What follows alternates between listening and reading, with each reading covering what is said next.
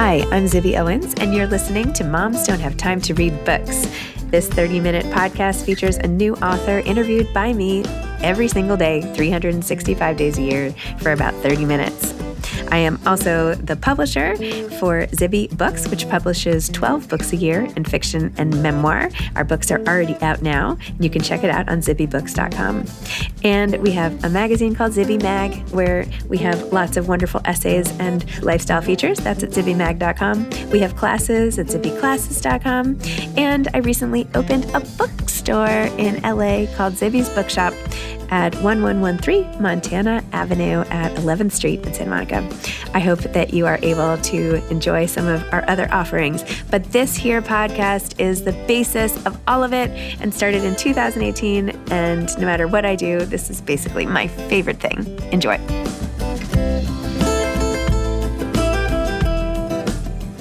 Lisa Belkin is the author of Genealogy of a Murder, 4 Generations, 3 Families, 1 Fateful Night.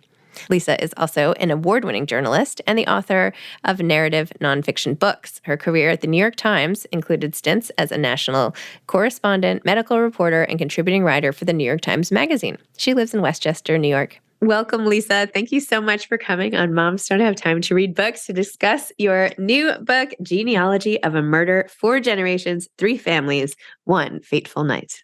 Zibby, I've been looking forward to this for years. It's great. For years. You're so funny. Okay. This has a very interesting origin story. Tell listeners about how you came upon this story, and then we're going to dive into some of the ways these families intersected and how this is really a story of multiple cultures and so much other stuff. So much other stuff. That should eloquently be the said. That should be the subtitle. So much other stuff. Yeah, it's at its heart, it is a family story in many ways. So it's a story about a lot of families, but one of the families is mine. It started when my mother remarried late in life to a man who I didn't know well, was getting to know one day when I was visiting them, and he started to tell me a story. And it was a very long story. And I tend to, interrupt and show that I know stuff. And I just this time listened because he was trying to get to know me and have me get to know him. And in the end, the story was the heart of this book. So he told me a tale about when he was 30 years old. He was a young doctor. He was not stationed in a military zone. He was stationed at a prison, at the Fateful Penitentiary in Chicago, Illinois. And the shortest version of this long epic tale is that he befriended a prisoner who was working for him. My stepfather was working in a lab set up at the Fateful Penitentiary to test malaria drugs on prisoners. An entire other topic of conversation. It would not be allowed today. But at the time, it was considered the Army's best hope because malaria was devastating troops in any war zone it went into. World War II, South Korea, Vietnam was looming.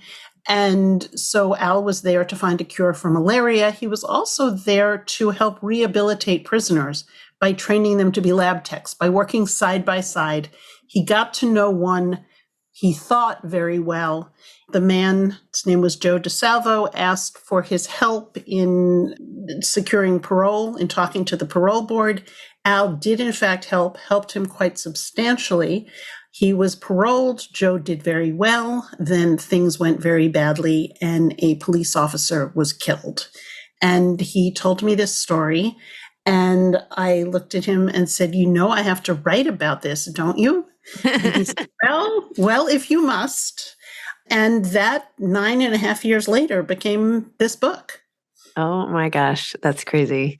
Well, what you do so well, there are many things, but you have us get to know the families all the way back, like as far as you know, so that by the time Joe DeSalvo is working with your stepfather, I feel like I've known him so long because I knew his parents. 100 years. We've known his parents and his grandparents. Well, let's start with him because his backstory is so interesting. And I did not know anything about the motorcycle culture and how it was like the I don't even know, Formula One of its day, essentially. It meets like the Roman Colosseum, and how his uncle and his dad had been in that world. And you raised so many interesting questions, but just talk a little bit about the craziness of that culture. And Right. I So don't know why it's been lost. I didn't mean to go back 100 years. It just happened. Okay. It's all right. I meant to write a book about what happened to these men in 1960. And then I was really struck by the fact that they'd all started at the same starting line, right? They all had grandparents who came at about the same time in the late 1880s, early 1900s. And they came for the same reasons, the reasons we're still arguing about today, essentially to give these kids a better life. And these kids were now 30 years old. And how did all of them start in essentially the same place? And one became the cop, one became his killer, one became my stepfather. So you can now do this research in your pajamas. And in my pajamas, I at least got the scaffolding of the story, the basics of the story. And Joe's story led me to these newspaper clips about a guy with the same name who turned out, in fact, to be his father, who was I could have been a contender. That he was a contender. He was an almost made it. The brass ring was in sight in this world of motorcycle racing. I mean, who knew? From 1908 to 1911, motorcycle racing was apparently the most popular sport in the United States. It was far bigger than baseball. It was bigger than football, which had not, been incorporated yet. There was no NFL. Huge arenas were built. And yeah, your Roman Colosseum analogy is absolutely spot on. These men went to die, or many of them did die, for the possibility of that brass ring, of this future in America. And his father, you could argue, had one particularly spectacular crash that made it into all the newspapers, where I passed it past forensic pathologists nowadays. And I said, here's what I know about this. What likely happened to him? And they all said traumatic brain injury. And it would explain the huge personality change that you can find in the record. It would explain why he, went through the rest of his life basically bullying everyone around him, depressed and angry. And his children paid a price for that. And one of his children was this young man, Joe, who would grow up to come to know my stepfather, who tried to help, who tried to redeem him. And it was arguably too late. So you have to go back 100 years to truly understand the whole of any of us. And I had the luxury, or I don't know, the stupidity of doing it. And it took me almost a decade. But I too really feel like I know these people at this point, down to their DNA. Yeah. Well, you present them so completely.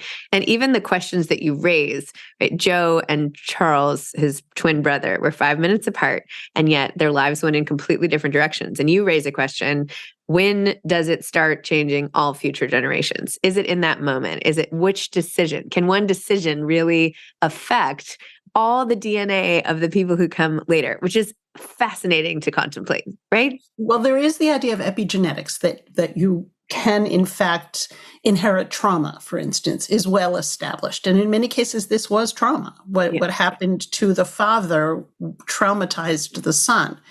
And yes, they were twins. They were not identical, but still, they were twins. They talk about the same starting line. I mean, we're talking about two boys born at the same time. And now you have this metaphor of a starting line in their racing. They both raced, one slightly ahead of the other all the time. And yes, at what point was it nurture? The older son was always treated as slight as the older son. He was always a bit more of the golden boy.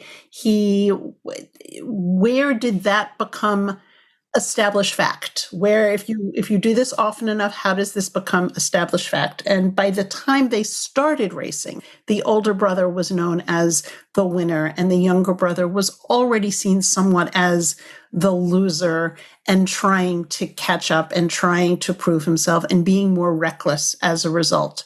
And this went on to literally affect three men in 1960. Well, you also go through all the other men, and another big storyline that you have, which I feel like a theme of the whole book is what can we do with prisoners in terms of reformation? There are all these different approaches, and you detail one really well with the warden and his wife and the horrible fire and all these different theories on how prisons should play a role in society. And of course, you start by saying something like how you treat your prisoners is a major reflection on the state of the country as a whole. But there were some real pioneers in prison life and prison, I'm not saying the right words, reformation or Rehabilitation. Rehabilitation. Yes. The word is penology, which utterly, amuses friends of mine for reasons. I mean, it's penal reform people. But yes, so in penology circles and carceral circles, there's a lot of philosophy that I tried to make much more human, because we're talking about individual lives and how do we change the trajectory of individual lives as a society? What is our philosophy? And there's the pendulum that's always there in pretty much everything policy-wise. We always react to what we've been doing by replacing it with something else that we then replace with usually a version of the thing we just abandoned. And that is true of prison reform. And that pendulum, people can't see me, but my hand is going back and forth. That pendulum is particularly profound when it comes to prisons, because depending on the state of the country, depending on how secure we as a population feel, we take that out on our prisons. So when we are feeling anxious or unmoored, we are very much about punishment. And when we are feeling expansive and optimistic, we are all about reform. And the 1950s, which is right before my stepfather arrived at this penitentiary, was the latest in the optimistic, we can help them, we can fix them, we can make the world a better place philosophy. So he walked into that. But by that point, this prisoner who he'd interacted with had been through several swings, and he'd been very punished and he'd been very, rehabilitated. But it all started, I couldn't just start in 1960 because, what's the fun of that? So we went back to 1911 with one of the first deeply reformative wardens who made a difference, who proved that trust actually creates men who internalized that trust and when released didn't come back. But as it happened, there was an accident on his watch, and he lived within the prison walls, and his wife was burned to death in a fire in that prison. And the result of that act was the end of rehabilitation that was getting legs, that was getting traction in the US. She might not have died in the fire. She might have died by blunt force trauma. She died during a fire. It is unclear how, yes, and it is unclear by whom. And it's still very debated in small but passionate circles in Illinois as to who killed her. And I don't believe it's the man that was convicted for it. Neither did the warden. Yeah, that was also very interesting. But then you also have, Irish immigrants. And then you have, you take us all around the world and from the world and steerage on boats. And it's amazing. I feel like I've just watched like a Martin Scorsese movie or something, like Gangs of New York, or I don't know, something. But the one thing that like kept going through all of this, I felt, was how much these random small things change lives. The little thing on the train, which affects where you sit on the train, whether you're sleeping with your head on your jacket or you're sitting up or you're getting a cigar, whether you're in the fire, like in that place, or you're not, or everything is so, it just hinges on the smallest details and then makes it, I don't know, it's almost overwhelming because it's like every little thing you do then can have such massive ripple effects. I'm hardly the first person to have come up with this, right? It's something that fascinates all of us. I mean, how many first, couple dates, you go out to dinner and the first conversation you have with the other couple is, how'd you meet? Mm-hmm. And there's always some coincidence in there. And this coincidence changed everything. And we all have these moments in our lives, and we're all very, very aware of them. And we watch movies like Sliding Doors, and we know about the butterfly effect, and we are aware that there is this web of stuff that led us to who we are, but we don't sit down always and map it out. And those crazy people with the murder boards, with the yarn that goes connecting all of these things that don't. Oh, yeah. I became the crazy person with the murder board. And there was, but it was larger. Even though one of these stories was my stepfather, it was not my family's story. Right. So I now know far more about my stepfather's family than my own, which is a bit of a point of contention in some family. Really? There wasn't a book in us, but that feeling of this is all of us. This is true of all of us. I could write a book about you and I and how we ended up on this podcast. And there would be a book. There would be the same book. I hope there wouldn't be a murder, but there might be. And right, any random three people on the street have all these connections. And what is the point other than, a parlor game? I think the point is it's helpful. It behooves us, to use a word that no one ever actually uses in the world, to remember this, to remember that the decisions we're making now are in fact a map for future generations that they are going to have to follow. So why is this relevant to us, to a current generation? Because every decision we make is in fact setting a scene for someone down the line. So individually, it is important to at least be aware of that. And on a policy level, at a 30,000 feet level as a society, this book is full of the GI Bill saved that one. Mm-hmm. This prison policy saved or destroyed that one. These are not just policies and philosophical debates. These are actual individual lives. And even if you can't save all of them, or even if everything doesn't work all the time, it made me far more conscious of the fact that there's a responsibility to deal with public policy and social norms with an understanding that this is truly someone's life.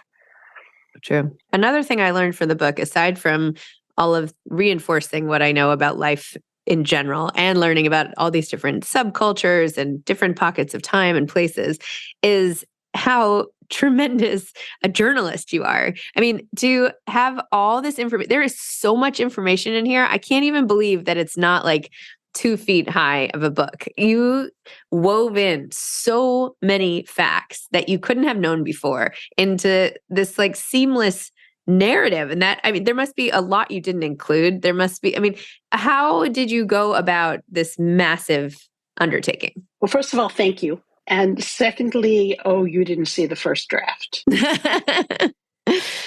I cut 70,000 words from the first draft. And I knew it was too long while I was writing it. And I came to see the first draft as the director's cut, if I can get, self-important here.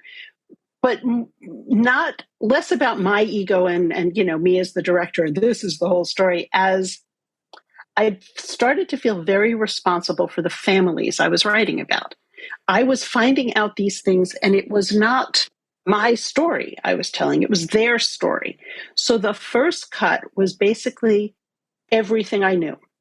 Everything here. And I gave it to them. Here is everything I know. And then I went back and I cut with an idea of, okay, what does everyone else not need to know? And it's wonderful that they do, but the rest of us, the average reader, doesn't need it. And so I started with, 70,000 words is a book. I cut a book out of my book. and I tried to slip a lot of it into the end notes, by the way. So if you read the end notes, there are all these those little were like 50 stories. pages. Yeah. Mm-hmm. Yeah. Those little stories that I stuck in, like, no, this was really a good story. It doesn't actually fit in my story, but this was a great story. So that's how I did it. I wrote it and then I rewrote it because that's the only way to deal with that much information. And that's why it took almost 10 years because, yes, I learned a lot. I went down a lot of rabbit holes, and then I had to figure out which ones were actually interesting or which ones were just interesting to me because I found it. And that probably took 2 of the 10 years. Oh my gosh.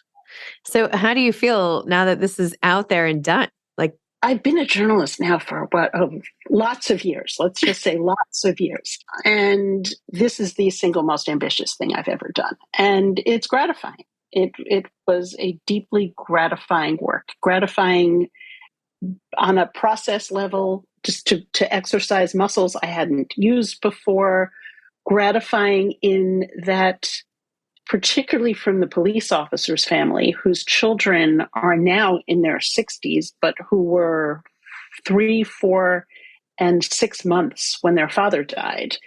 They experienced it as getting their father back.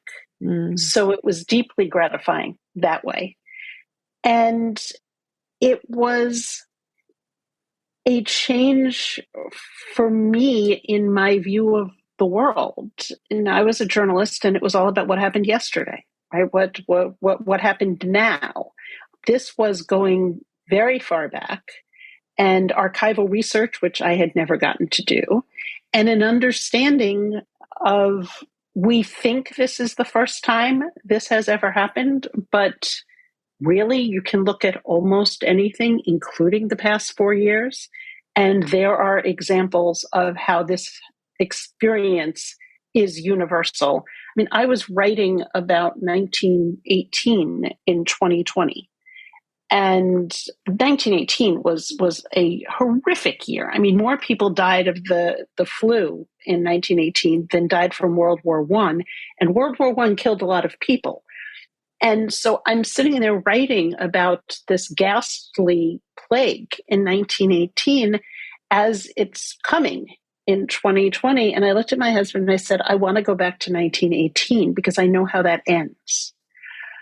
So I guess I've become a bit of a historian in addition to being a journalist. So that was also the personal sort of takeaway from this, is that I am deeply invested in history in a way that I wasn't before.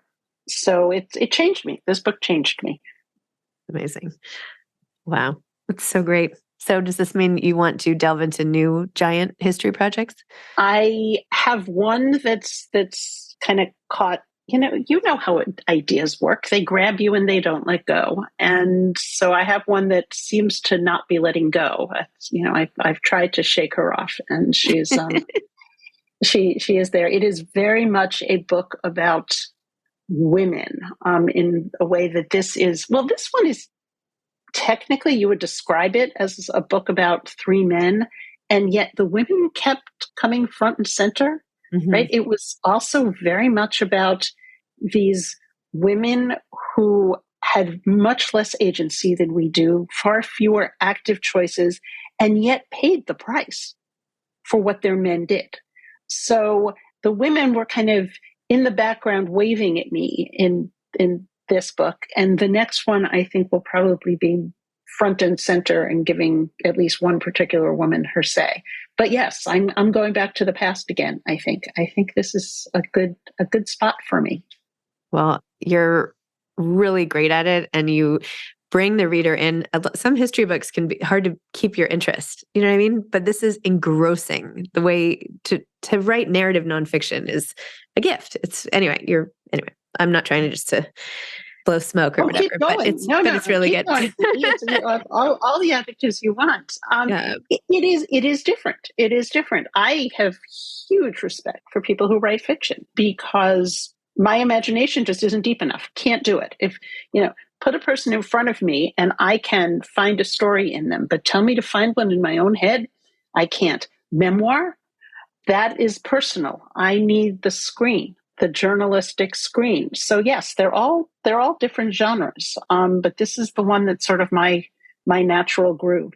But you said in the book or somewhere you have a title picked out for your memoir. What is it again? There's a story in this somewhere, but again, that's very journalistic. It's like there's a story in this somewhere, and which is what I find myself. It's one of my tics. It's something I say all the time while going through pretty much anything. Is there's a story in this somewhere. I often say that should be a book. That should be a book. That could be a book title. I think I'm like too obsessed with book titles right now. That's a great title too. Oh my gosh. Yeah. Once you have a lens, it's like, that's what you see. Well, and you have an editor's lens. I mean, you see book titles. I see stories. Right. We are all deluded and hallucinating through life. I know, right? I'm like, this is such a handy skill. Do you ever miss like the mother load, which is how I first met you, when you edited this essay that I thought was like my biggest accomplishment, and then it got like 8 million terrible comments? Yes, I was your editor. That was a delight.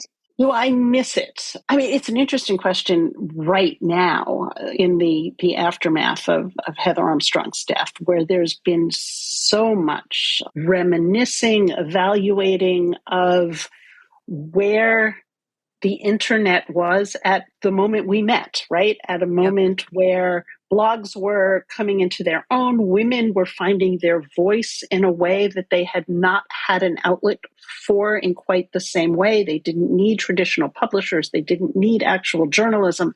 They could just sit down at their kitchen table, although I don't know how many actually wrote at their kitchen table. In a way, that's an insult. But they could sit down and write, and then without a filter, get it out to the world. And that was spectacular for a short period of time. And then it got very toxic.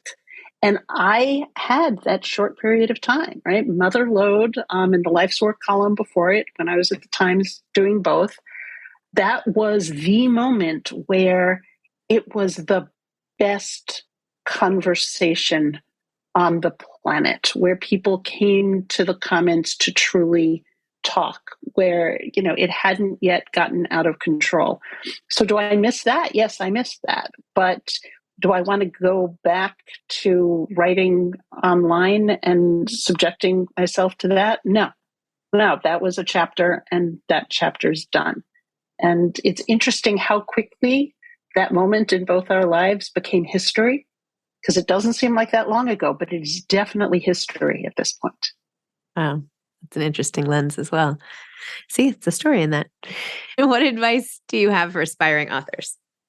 So I am teaching at Columbia Journalism School, and that is the question on every journalist's mind. So in terms of nonfiction journalism, nonfiction writing, which is what I know, they want to know why, am I crazy to be here? What is the future of this profession that you are training me for? And the only answer I have is there will always be a need for journalism. There will always be a need. People will want to read other people who are trained to find facts, to express those facts in a compelling and understandable way. And the big question is, where is that going to be? And I don't know. They are going to invent it. These students that I am teaching now are going to invent it.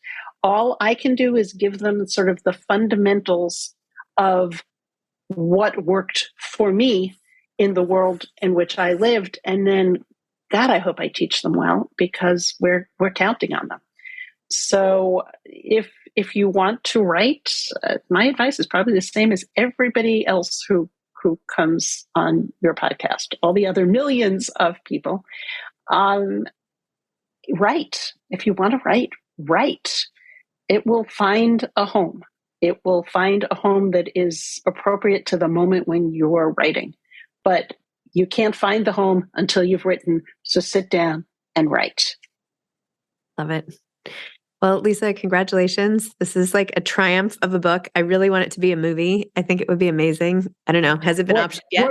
Working on it. We're okay, working good.